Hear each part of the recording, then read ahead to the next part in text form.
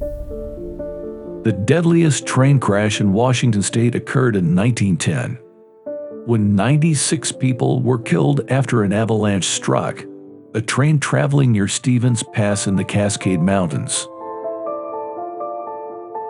During the early morning hours of March 1, 1910, an avalanche roars down Windy Mountain near Stevens Pass in the Cascade Mountains, taking with it 2 Great Northern trains and 96 victims. This is one of the worst train disasters in U.S. history and the worst natural disaster with the greatest number of fatalities in Washington. On February 23, 1910, after a snow delay at the East Cascade Mountains town of Leavenworth, 2 Great Northern trains, the Spokane local passenger train number 25 and fast mail train number 27, proceeded westbound towards Puget Sound. There were 5 or 6 steam and electric engines, 15 boxcars, passenger cars, and sleepers. The trains had passed through the Cascade Tunnel from the east to the west side of the mountains when snow and avalanches forced them to stop near Wellington in King County. Wellington was a small town populated almost entirely with Great Northern Railway employees. The train stopped under the peak of Windy Mountain above Tie Creek.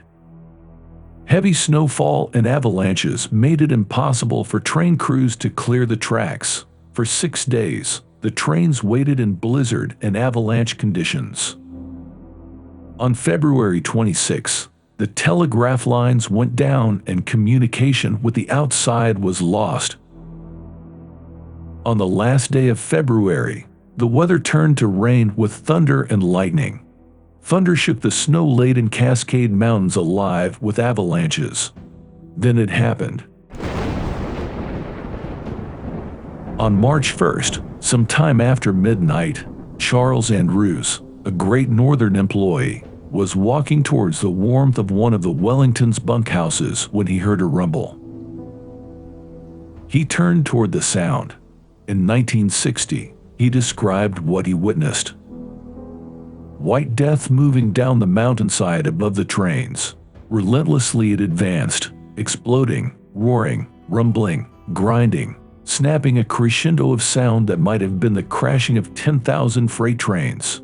It descended to the ledge where the side tracks lay, picked up cars and equipment as though they were so many snow-draped toys, and swallowing them up, disappeared like a white, broad monster into the ravine below. One of the 23 survivors interviewed 3 days after the Wellington train disaster stated, "There was an electric storm raging at the time of the avalanche. Lightning flashes were vivid and a tearing wind was howling down the canyon.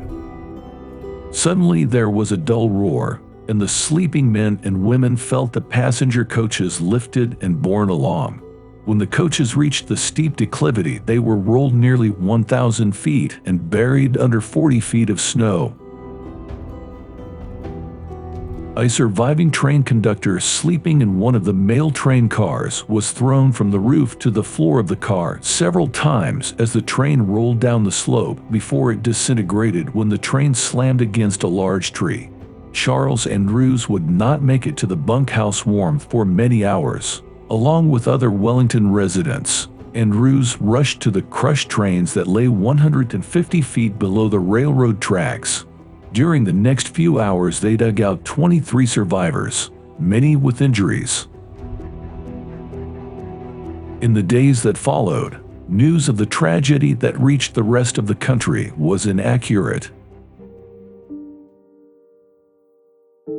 On March 1st there were reports of 34 dead. On March 2nd there were 15 bodies recovered and 69 persons missing. 150 men, mostly volunteers, are working to uncover the dead. On March 3rd, a headline stated, "Victims now reach 118. The injured were sent to Wenatchee." The bodies of the dead were transported on toboggans down the west side of the Cascades to trains that carried them to Everett and Seattle. 96 people died in the avalanche, including 35 passengers, 58 railroad employees sleeping on the trains, and 3 railroad employees sleeping in cabins enveloped by the avalanche.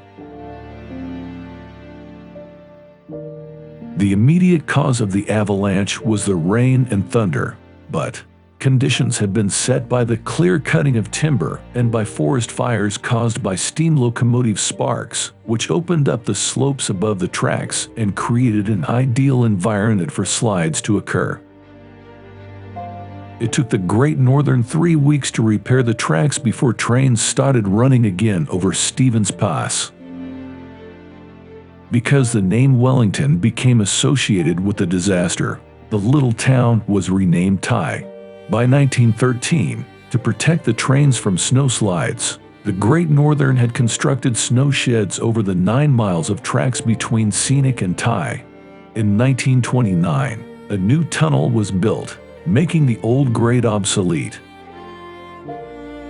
This 1929 tunnel is still today used by the Burlington Northern Santa Fe Railroad. Iron Goat was applied to Great Northern locomotives climbing mountainous rail line in the Rockies or Cascade Mountains. The old grade is now the Iron Goat Trail, a hiking trail through the forest and past various examples of railroad archaeology.